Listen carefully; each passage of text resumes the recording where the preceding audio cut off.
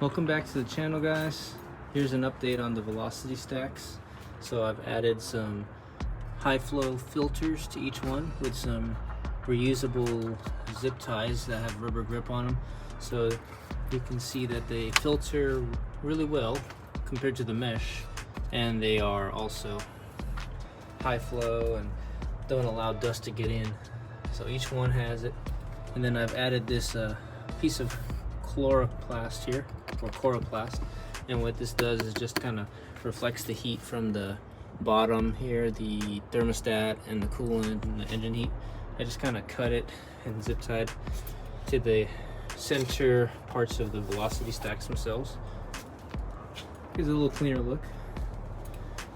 I've also added this AC duct here, which connects down low from this section over here. So you get cold air from there coming in all the way to the velocity stacks. And then I'm going to be adding some ram air scoops inside the grills that go in through here and push cold air in. So at least on the move it's not going to heat soak. And then in a static position at like the stoplight, this heat shield here will kind of block it off the heat for a moment.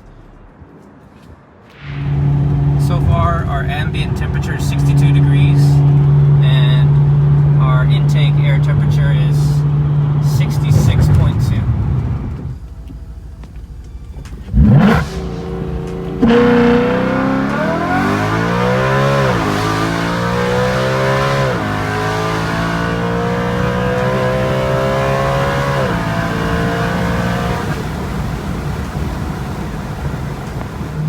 I think that heat shielding and the duct, the little air duct that I made that connects from the bottom left bumper, really works, because if you can see here, the max IAT that I had today was only 109 Fahrenheit, 109 degrees Fahrenheit, and right now we're at 98 degrees Fahrenheit and I'm on a red light, still at 98.6, so really good job so far.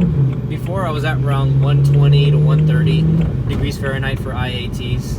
Now we're moving a little bit, but yeah, I'm very happy with this mod so far. Just something simple like this, I can definitely feel a difference in the response and the power of the car. It feels like it's breathing better and it's pulling harder. So those cold air temperatures really help.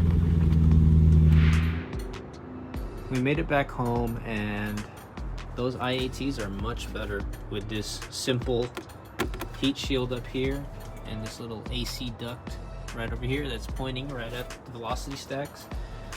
Next time I'm going to add those little ram air scoops that go over here and funnel the air right through here and into the velocity stacks. See if we can get even further reduction in IATs. In the meantime, thank you guys so much for watching, and I'll see you guys in the next video. Have a good evening.